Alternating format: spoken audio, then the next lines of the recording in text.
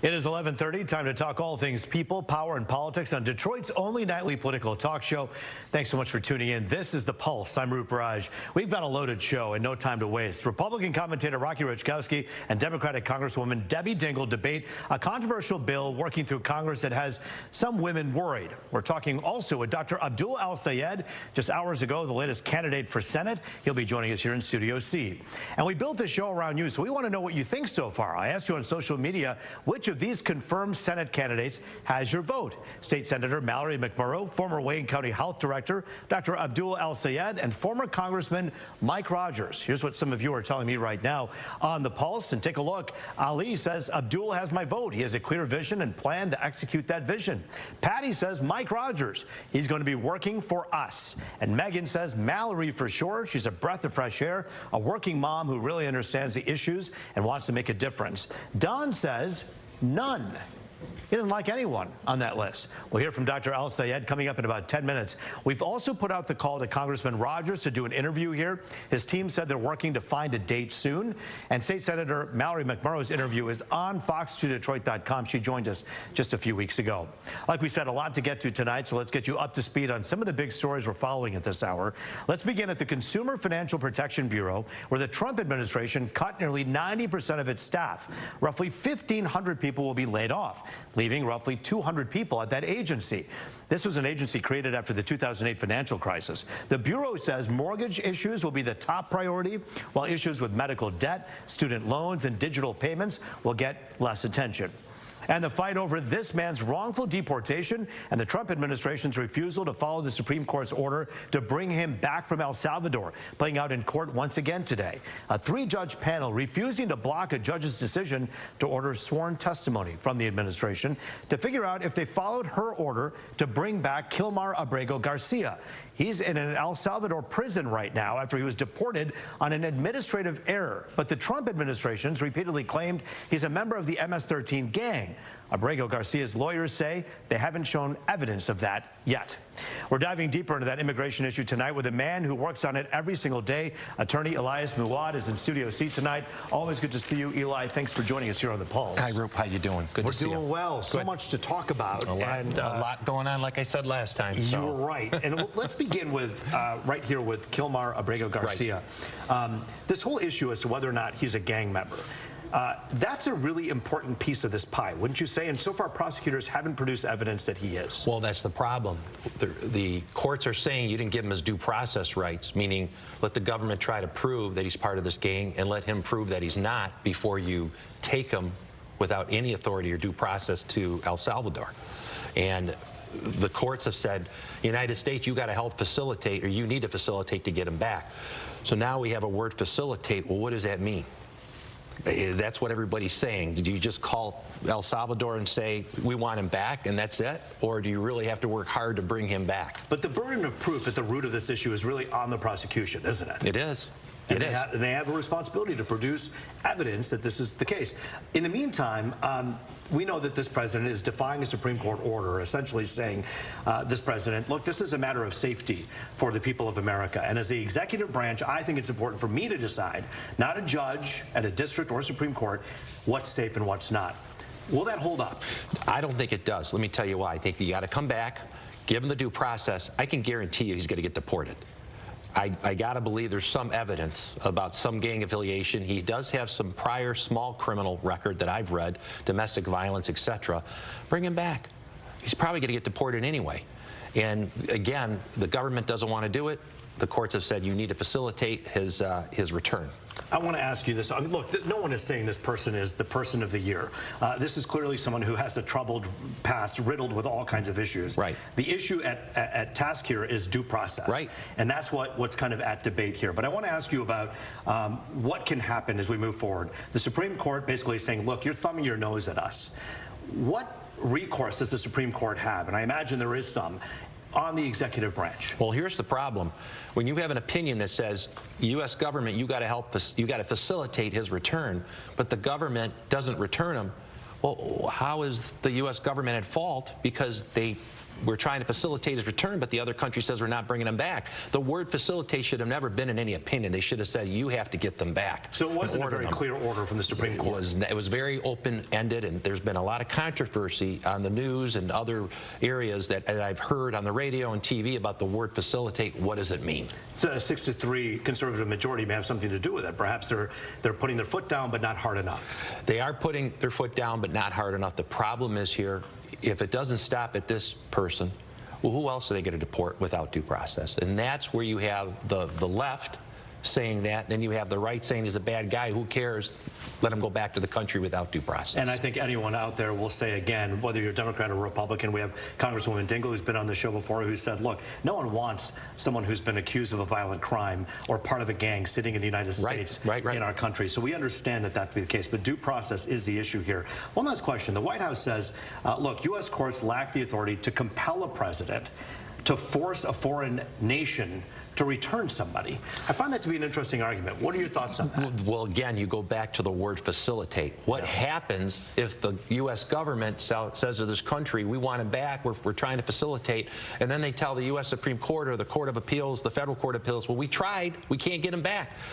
I don't know what you do, because the wording was terrible. There should have been a different type of wording, different type of opinion, because I don't think El Salvador is going to return him. So we go from the Supreme Court to a lower court. Let's talk about the U.S. District Court for a quick moment here. Judge James Boasberg, we've heard his name in the news a lot.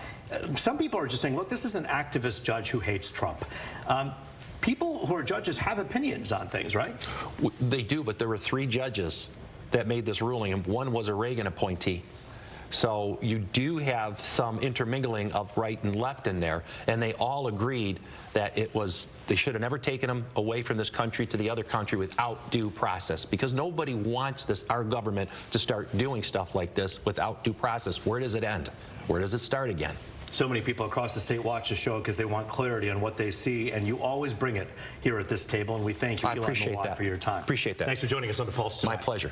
Well, from gubernatorial candidate to Wayne County Health Officer, now candidate for U.S. Senate, we're talking with Dr. Abdul El-Sayed here in Studio C as he enters the race. You're watching The Pulse here on Fox 2.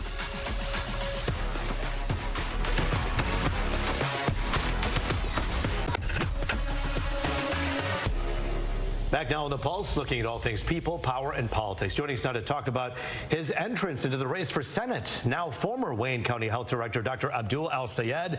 Dr. El-Sayed, it's good to see you. Thanks for joining us here. It's always a privilege to be here with you. Well, it's our honor to have you here today because as the former head of the Wayne County Health Department, many people said, he's leaving his job. You were on this show not long ago and said, I may be looking for a new job. Why? Well, I got to tell you, it just shouldn't be this hard to get by in the richest, most powerful country in the world. And you look at what the folks in power who've exploited people's pain to get to that power are doing, they're just making it worse. Donald Trump is playing games with the global economy so they can give stock tips to his billionaire buddies who made $300 billion off of the recent tips. You look at what they're doing to gut some of the most important things at the NIH, the cancer research that both gives people jobs and protects them from cancer. And I think we have to stand up and fight back. But it's not just about fighting back. It's about what you fight for. And I've been very clear ever since I jumped into public service. I've had a long-running conversation with voters in the state of Michigan. They're telling me about the things that give them anxiety as they look their kids in the eyes.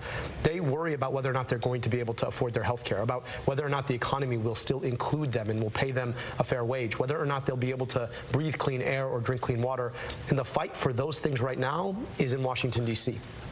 And many would argue with you that the fight for that starts at home. And so many would then ask the question, including many, meaning me, I would ask the question, and as would other people be curious about why not run for governor. You ran before, you tested the waters, and this is a really important job right now where all of those things that you just mentioned will be controlled at some level here in the state. Why not run for governor? Well, I'll tell you this. I would have loved to serve as governor, and I ran for that in 2018. I think right now, you look at how much of the budget comes from the federal government, 43% of our budget. We're watching as a lot of that is getting ripped away from the state and then from local communities like the ones that I served in Wayne County in the city of Detroit. And I think we need leaders who are able to stick it to what we're seeing out of the White House right now, but then also are able to move forward legislation that sets the bounds for the great work that gets done at the state and the local level. Well, Doctor, you say stick it to them on one end, but then say work with on the other. Those, I know that idealistically speaking, those two seem like they can be done. But when you saw this Governor Gretchen Whitmer, go to the White House and talk to the president with Matt Hall alongside of him, it wasn't a stick it to you moment. It was a let's work together moment. Do you think that we have to get better about how divisive we are in our politics and maybe not stick it to people? Well, look, I'd love to get there. And right now, I think people are sick and tired of the fight.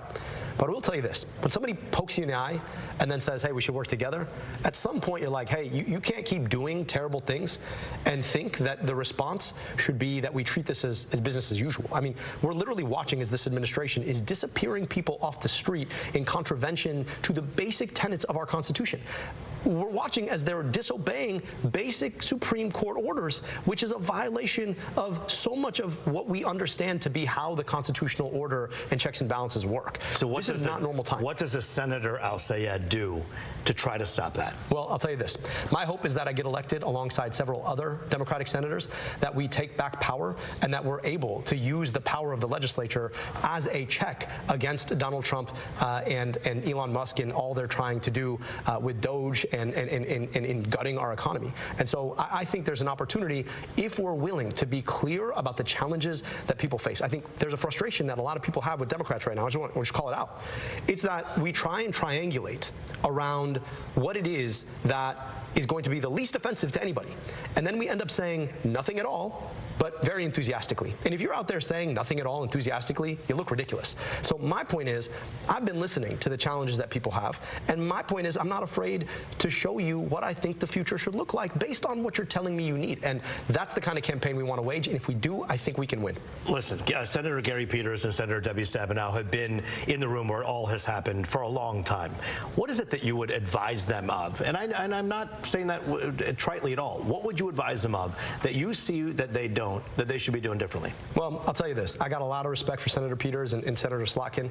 I think they're working in their way to lead. And I mentioned Stabenow because the two of them had been there for the first Trump administration, Slotkin now. But yeah, what would you tell them? I think leadership is about both the work that you can do because of the powers that your office give you, but also about representing what it is that your constituents want.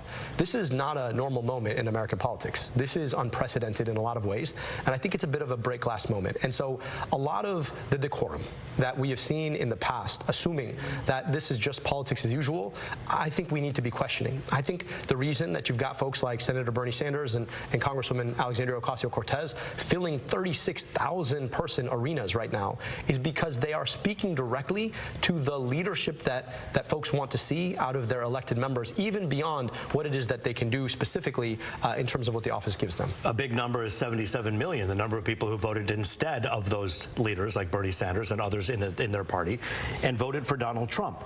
And they wanted to see an end to business as usual. Doge is one way that Elon Musk and Trump would say is an end to business as usual. Is there any good you see coming from cutting this kind of government bloat? As usual with Donald Trump, everything he does is these three things: self-serving, ham-handed, and chaotic. And so, look, I don't disagree that a lot of the ways that government has worked has been inefficient, that there is a bit of waste, and it could be far more efficient. As somebody who interacted with the federal government regularly, sometimes you just beat your head in to say, like, why does this work this way?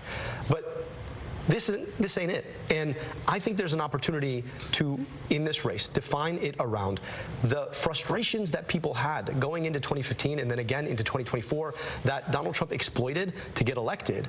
But instead of the cynicism and the anger and then what we're seeing here in the White House, I think there's an opportunity to talk about what it is that we can build out of the wreckage that they're destroying. I'm somebody who does not back down. Anybody who's ever worked with me knows that I step up for a good fight. But I'm also somebody who's built. I've made government work for folks. We got about to erasing $700 million of medical debt, putting Narcan all over Wayne County, putting glasses on kids' faces, 3,500 pairs of glasses since the fall. I know how to make government work. And so it's not just about fighting back, right? I think, like we talked about, people are sick and tired of the fight. But it's about what you fight for, and it's about how you can make government work. That's the kind of leadership I think Michiganders want right now. We only have a minute left, but when you talk about restructuring the Department of Health as a doctor and as someone who's very educated and cares deeply about education, Is there anything wrong with talking about restructuring the way the health department in the country is handled, and maybe the Department of Education, which has seen, as you know, results that have been lackluster across the country for so many years? Maybe Ronald Reagan's idea in 1980 of getting rid of the Department of Education isn't such a bad idea, some would say. What do you say about that? A lot of folks are watching on TV right now, and if your TV is not working, you have one of two choices. You can take it off the wall and throw it on the ground, or you can take it off the wall, open it up, maybe watch a YouTube video about how to tinker and fix it, and actually think a little bit before you start acting. What Donald Trump and Elon Musk are doing is just taking the TV off the wall and throwing it on the ground. I don't think that's going to make us any safer, any better educated, any richer, and we've seen the consequences of the chaos, the self-serving nature of what he does, and I think we can do better. Every single candidate I've interviewed has said that they have a gut about how they feel about a certain race. I know you've prayed on this, you've talked to your family. Do you feel a lot different than you did when you ran for governor about this race? You know, when I ran last time, I was 32 years old. I'd never run for office in my life. I'm 40 with 2 kids and a mortgage. I've grown up a lot. And anybody who's lived 8 years and hasn't changed isn't really living. I've got a different view on this, but I'll tell you this. I think this time around, one of the things I loved most about the last run was getting to see people in their own living rooms and VFW halls and union halls and learn from them. And I cannot wait to do that again. And I hope that I can answer what they tell me, what's wrong with a set of policies and an outlook that can make it better. Every candidate that says they want to run for a big office is getting a seat here on The Pulse. And Dr. El-Sayed, we thank you for taking us up on the opportunity to be with you today. Thank you for your time. Thank you for having me. Always good to see you. A controversial bill has women digging for documents. We're taking you inside that debate next on The Pulse.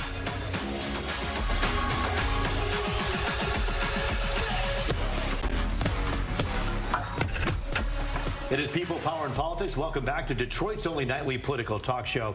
Here to dive into the SAVE Act and a whole lot more, Democratic Congresswoman Debbie Dingell and former State House Majority Leader Rocky Rachkowski, 2 originals who are on Let It Rip for so many years and are obviously very prominent in their parties, and good reason that you're sitting at this table. We thank you both for joining us here. Thank you. SAVE Act. I want to begin by saying, look, this act is something that many Republicans are pushing, saying we need to safeguard our elections, and we got to make sure that the people who are voting are actually Americans. So let's get a birth certificate and or passport ready during election time to prove you are who you are. Congresswoman, what's wrong with this act? Well, I voted against it when it was up on the floor of the House last week for a very specific reason. First of all, let me make this very clear. It is already illegal for someone who's not an American citizen to vote. Period. Flat out. But what this bill does is, I was one of the women that was looking for, when I moved, I have all these boxes. I spent 3 weekends finding my birth certificate, my marriage license, and all my, and John's death certificate while we were at it, because many election experts across the country say that this bill will require a woman to prove that the name on her birth certificate matches her voter registration. In addition to that, there's seniors who are going to have to reprove that they're on permanent absentee voting lists. They don't have transportation. They're not mobile. They're going to have to show that they're an American citizen. Including many people who live in rural areas. Correct. And many of those rural areas voted for President Trump. No, there are people. That's if you're re-registered. That's if you're moving or re-register or register brand new. Okay. And let me tell you, in Michigan, we have a case example of this.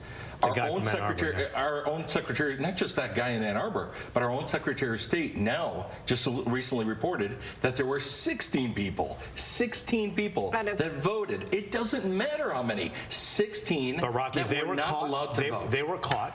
And there now, is, yes, no, but they were caught after at the the election. time. They Not were all 16. They were caught at 16. But here's you have 1 out of 16. 21 million Americans who don't have those documents available readily. Why not? Rocky, hold on 1 second. We have a U.S. Congresswoman who literally moved from one place to another and had to dig through boxes. I found She's it, pretty but most organized. people don't There are a have lot a of people birth who have certificate. other things that are going on in their lives outside of digging for documents. Shouldn't we make voter accessibility easy for everyone, including women? And Absolutely. is this such a big problem where it's so rare, 16, albeit, and caught, that this is the hill that these Republican lawmakers want to die on? Well, it's not a hill that we should all die on, but voter integrity is something that we should work very hard for, because without voter integrity, without integrity in our election system, we don't have an election.